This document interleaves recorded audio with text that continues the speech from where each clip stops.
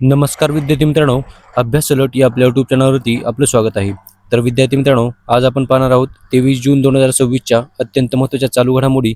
तर व्हिडिओ पहिल्यापासून शेवटपर्यंत पाहण्याचा प्रयत्न करा. अतिशय महत्त्वाचे आणि निवडक प्रश्न असणार आहेत, जे की तुम्हाला कोणत्याही स्पर्धा परीक्षेमध्ये डायरेक्ट विचारले जाऊ शकतात. तर बघा, आजचा प्रश्न क्रमांक 1 आहे. WEFच्या ऊर्जा संक्रमण निर्देशांक 2026 मध्ये भारताचा कितवा क्रमांक आहे? तर बघा, अतिशय महत्त्वाचा प्रश्न आहे. तर बघा, भारताचा या क्रमवारीमध्ये 70वा क्रमांक आहे. ऑप्शन नंबर सी याचं उत्तर असणार आहे बघा. तर बघा, WEF म्हणजेच काय? तर वर्ल्ड इकॉनॉमिक फॉरम म्हणजेच जागतिक आर्थिक मंच. तर याच्या ऊर्जा संक्रमण निर्देशांक 2026 मध्ये भारताचा 70वा क्रमांक आहे. लक्षात ठेवा. चला बघूयात आपण.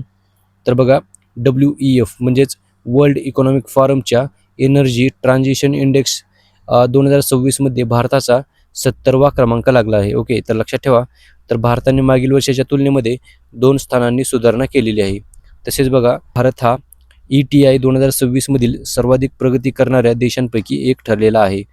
बघा, पायाभूत सुविधा, ऊर्जा उपलब्धता, शाश्वतता आणि गुंतवणूक यामधील सुधारणामुळे भारताची कामगिरी उंचावलेली आहे.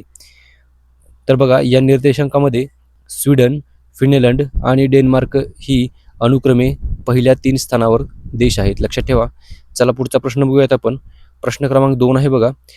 14वी मिस ग्रँड इंटरनॅशनलचे आयोजन कोणत्या देशामध्ये करण्यात आले आहे? तर बघा, याचं उत्तर आहे ऑप्शन नंबर ए म्हणजेच भारत. तर आपल्या भारतामध्ये 14व्या मिस ग्रँड इंटरनॅशनलचे आयोजन करण्यात आलेले आहे. तर लक्षात ठेवा. चला बघूयात आपण. तर बघा, 14वी मिस ग्रँड इंटरनॅशनल 2026चे आयोजन भारत या देशामध्ये म्हणजे आपल्या भारतामध्ये करण्यात आलेले आहे. आणि या स्पर्धेचे विविध कार्यक्रम जयपूर, आग्रा आणि नवी दिल्ली या शहरामध्ये होणार आहेत. तर लक्षात ठेवा. चला पुढचा प्रश्न बघूयात आपण. कोणत्या राज्यामधील जसदन पटारी हस्तकलेला GI टॅग मिळाला आहे? तर बघा, याचं उत्तर आहे बघा ऑप्शन नंबर डी म्हणजेच गुजरात. तर गुजरात राज्यामधील जसदन पटारी या हस्तकलेला GI टॅग मिळालेला आहे.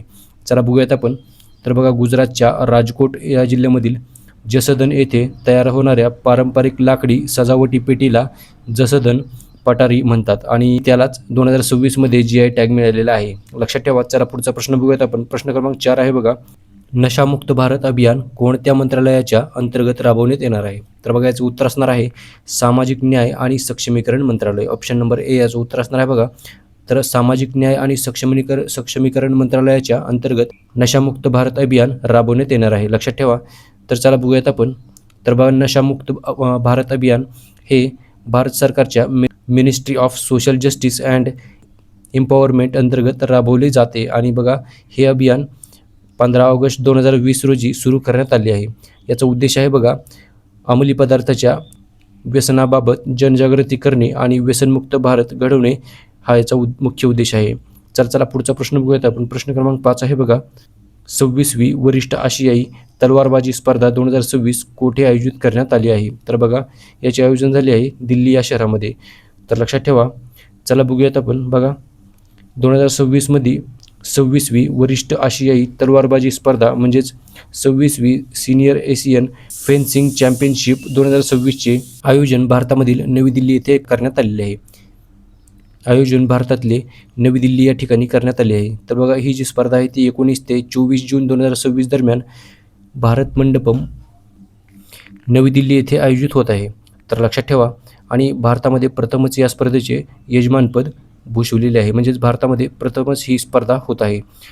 चला पुढचा प्रश्न बघूयात आपण. प्रश्न क्रमांक 6 आहे बघा. कोणत्या मंत्रालयाने योग पार्क पोर्टल सुरू केले आहे? तर बघा, याचं उत्तर असणार आहे ऑप्शन नंबर डी म्हणजेच आयुष मंत्रालय. तर आयुष मंत्रालयाने नुकतेच योग पार्क पोर्टल सुरू केलेले आहे. तर चला बघूया. योग पार्क पोर्टल हे मिनिस्ट्री ऑफ आयुष यांनी सुरू केलेले आहे. आणि बघा, या पोर्टलचा उद्देश आहे देशभरामधील सार्वजनिक उद्याने योग, ध्यान आणि प्रतिबंधात्मक आरोग्यसेवेची केंद्रे म्हणून विकसित करणे हा याचा मुख्य उद्देश आहे. चला पुढचा प्रश्न आहे बघा. प्रश्न क्रमांक 7 बघूयात आपण. भारतातील पहिले ट्रेडमार्क संरक्षण मिळवणारे मंदिर कोणते ठरले आहे? तर बघा, याचं उत्तर असणार आहे ऑप्शन नंबर बी म्हणजेच मग जगन्नाथ मंदिर, पुरी. तर बघा, ओडिसा या राज्यामधील पुरी येथील जगन्नाथ मंदिर याला भारतातील पहिले ट्रेडमार्क संरक्षण मिळालेले आहे. आणि भारतातील पहिलेच असल्यामुळे प्रश्न महत्त्वाचा विद्यार्थी मित्रांनो. तर बघा जून 2026मध्ये श्री जगन्नाथ मंदिर प्रशासनाला मंदिराशी संबंधित काही पवित्र संज्ञा, प्रतीके तसेच बघा अधिकृत लोगोचे ट्रेडमार्क संरक्षण प्राप्त झालेले आहे आणि त्यामुळे मंदिराच्या नावाचा व संबंधित चिन्हाचा अनधिकृत व्यावसायिक वापर रोखता येणार आहे. तर लक्षात ठेवा. तर बघा यामुळे श्री जगन्नाथ मंदिर हे भारतामधील ट्रेडमार्क संरक्षण मिळवणारे पहिले मंदिर ठरलेले आहे. तर लक्षात ठेवा. चला पुढचा प्रश्न बघूयात आपण. बघा प्रश्न क्रमांक 8 आहे. जून 2026मध्ये बेपत्ता व्यक्तीचा शोध घेऊन त्यांना त्यांच्या कुटुंबियांशी पुन्हा एकत्र आणण्यासाठी ऑपरेशन मिलाप कोणी सुरू केले आहे? तर बघा हे सुरू केले आहे गुजरात पोलिसांनी. ऑप्शन नंबर बी याचं उत्तर असणार आहे बघा. तर गुजरातच्या पोलिसांनी हे ऑपरेशन मिलाप सुरू केलेले आहे. तर लक्षात ठेवा. तर बघा या विशेष मोहिमेचा उद्देश आहे बेपत्ता व्यक्तींचा शोध घेऊन त्यांना त्यांच्या कुटुंबियांशी पुन्हा एकत्र आणणे. या देशव्यापी मोहिमेमध्ये गुजरात पोलिसांनी एका महिन्यामध्ये 1470 बेपत्ता व्यक्तींचा शोध लावून त्यांना कुटुंबियांशी एकत्र आणलेले आहे. चला पुढचा प्रश्न बघूयात आपण. प्रश्न क्रमांक 9 आहे बघा.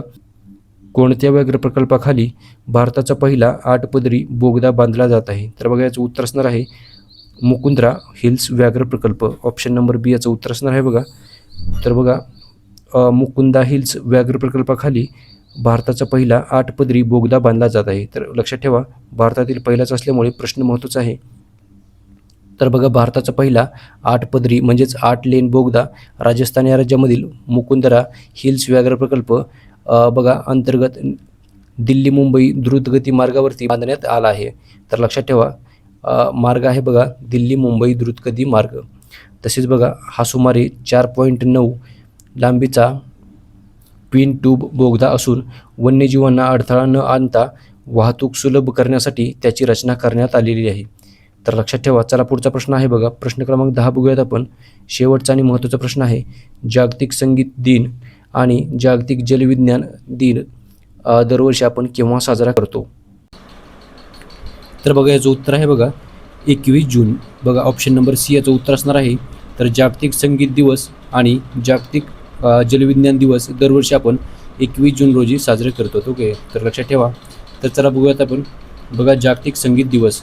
तर संगीत कलेचा प्रसार आणि संगीतकारांना प्रोत्साहन देण्यासाठी हा दिवस साजरा केला जातो. तर बघा आणि बघा दुसरा दिवस आहे जागतिक जलविज्ञान दिवस. हा दिवस सागरी नकाशे, नौवहन, सुरक्षा आणि जलविज्ञानाच्या महत्त्वाबाबत जागरूकता निर्माण करण्यासाठी साजरा केला जातो आणि हा दिवस इंटरनॅशनल हायड्रोग्राफिक ऑर्गनायझेशन याच्या स्थापनेच्या स्मरणार्थ पाळला जातो. तर लक्षात ठेवा. तसेच महत्त्वाचा दिवस म्हणजे आंतरराष्ट्रीय योग दिवस ही 21 जून रोजी साजरा केला जातो. तर कालच्या व्हिडिओमध्ये आपण याबद्दल माहिती पाहिलेली आहे. तर विद्यार्थी मित्रांनो बघा याचबरोबर आजच्या दिवसाचे जे करंट अफेअर्सचे प्रश्न होते ते सर्व आपण कव्हर केलेले आहेत. तर भेटूयात आपण पुढच्या व्हिडिओमध्ये. धन्यवाद.